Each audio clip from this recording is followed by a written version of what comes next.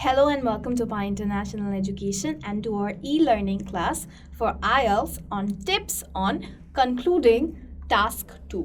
Now আমরা কিন্তু জানি যে টাস্ক 1 এর জন্য আমাদের কোনো কনক্লুশন দরকার হয় না, কিন্তু যখন আমরা টাস্ক 2টা লিখে থাকি for both academic and general training আমাদের কিন্তু একটা কনক্লুশন দিতে হয়। কনক্লুশনটা সাধারণত লাস্ট প্যারাগ্রাফে থাকে, কিন্তু আমাদের যে এক্সামিনার সে কীভাবে বুঝবে যে আমি আমার এসেটাকে কনক্লুড করছি।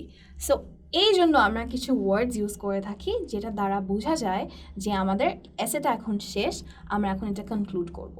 সো কনক্লুশনটা আমরা শুরু করতে পারি by saying in conclusion, to conclude, অথবা আমরা বলতে পারি in summary, to summarize,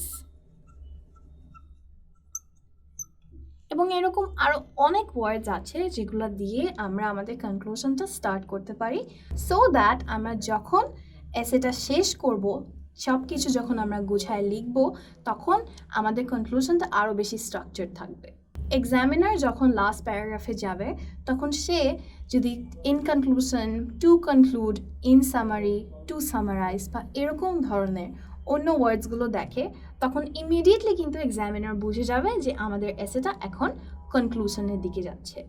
so আমাদের এসেটাকে স্ট্রাকচার করার জন্য আমাদের কনক্লুশনটা শুরু করতে হবে অনেক সুন্দরভাবে।